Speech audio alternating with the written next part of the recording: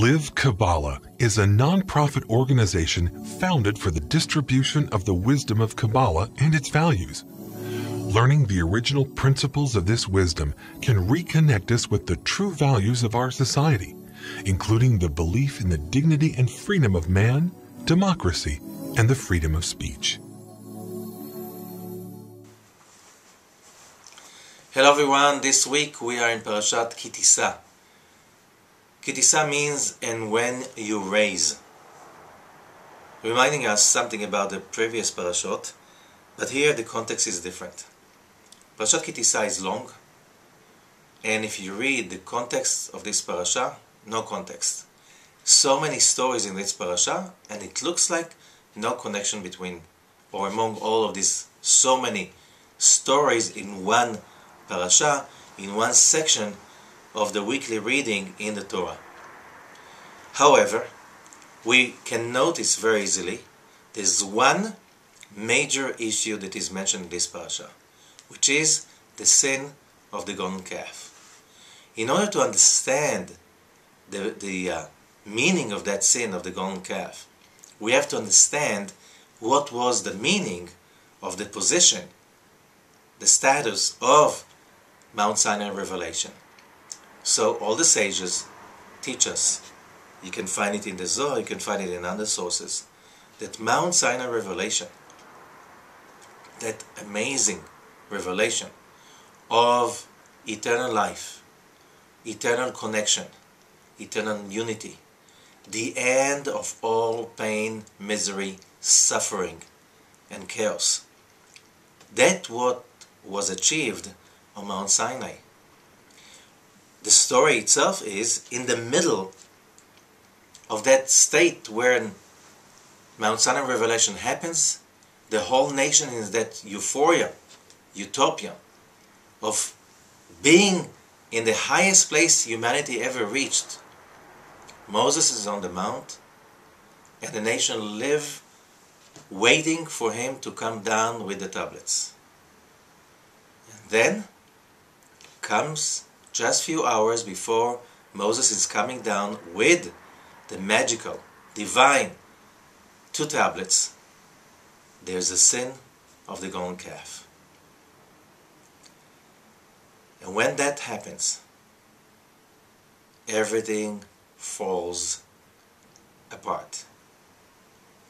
To understand that, we have to understand that Mount Sinai revelation, according to the Zohar, was an achievement, unprecedented, an achievement of reaching the same level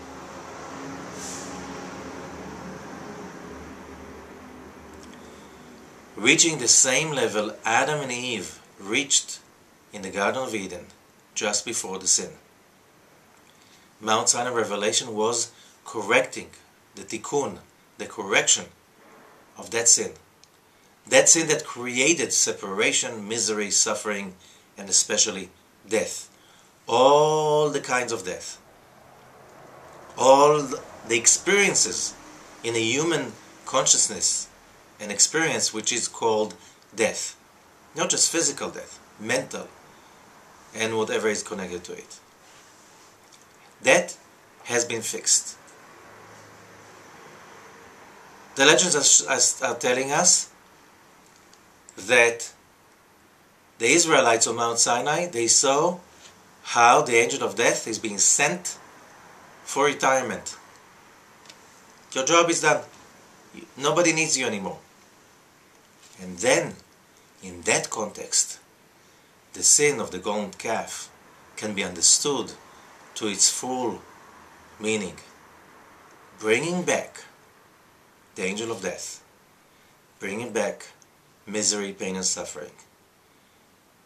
We can't speak about a worse disaster after the first sin of Adam than the sin of the golden calf. So, this parasha could look like a disastrous week, a disastrous parasha. But the Torah is not about telling us history. It's about the here and the now. About understanding that every moment in our lives is the seed or planting the tree for the future. So, the whole thing is about how do you plant the seed today so you can have the fruits tomorrow, the day after, a year later, 10 years later, whatever. This is what the whole thing is about. There's nothing else. So, this parasha, if we understand that, we will see that all the stories of this parasha, all the little stories around the sin of the golden calf, they all meant to give us the healing to the biggest disease of mankind, which is called death, which is called evil, which is called evil inclination, desire to receive for for itself alone.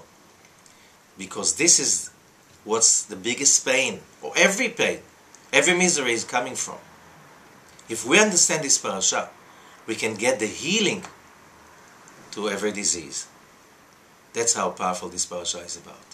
Not just to tell us, do you see, it was 34 centuries ago how terrible it was. We're not about gossip, we're not about history. That's not what the Torah is about. It's about the now. So, how do you understand that? So the parasha is starting with Tisa. It's about the story of the half a shekel. Half a shekel was a custom. Was the law among the Israelite nation that every year every person has to donate half a shekel. Shekel was the coin then, like the coin today of the state of Israel. But half a shekel in silver. And silver means sharing. It's a white metal. The Zohar calls it the metal of grace, of loving kindness. This is silver. Why half a shekel? Why not the whole shekel already? Because the shekel has that, the half a shekel giving has the secret of connecting to the healing, to the sin of the golden calf. The healing, the ultimate healing for selfishness, which is the main cause of death in humanity since the sin of Adam. You have also the story of the incense, which the Zohar says one of the strongest tools, the 11 parts incense, the incense that was made of 11 ingredients. This is another story that by itself is huge, giving us the power to overcome negativity.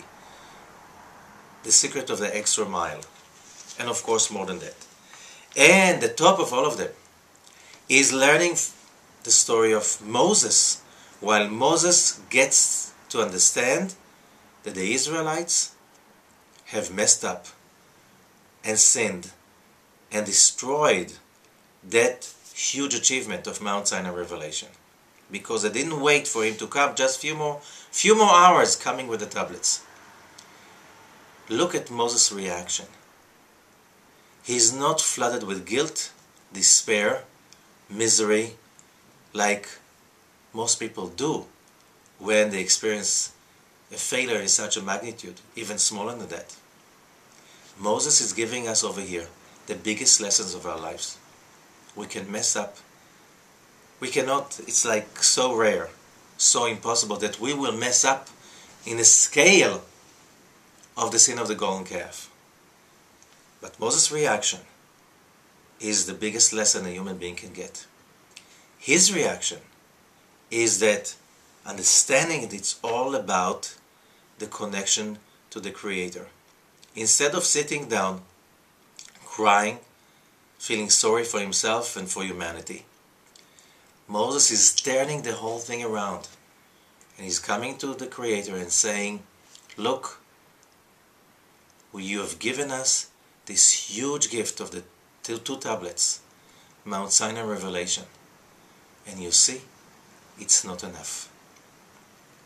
You need to give us a bigger, stronger medication against human nature, against that nature of selfishness, darkness, and negativity. And the answer is, from the Creator is, hey, what kind of a chutzpah asking that in such a case? No, this is not the answer. What a lesson. The answer is that Moses is getting the 13 attributes, the strongest, most powerful healing device that mankind ever connected to. That to show us that no matter how big is a mistake we can make, the solution will never be sitting and being guilty and feeling sorry for ourselves. The solution in this parasha is to connect to that power to, I messed up, now I need more help to get up. And the rest is in the teaching, in the classes, in the readings. This is the secret of life, real life, in this parasha. Not a disaster, the healing. So, success to all of us in this week. Thank you.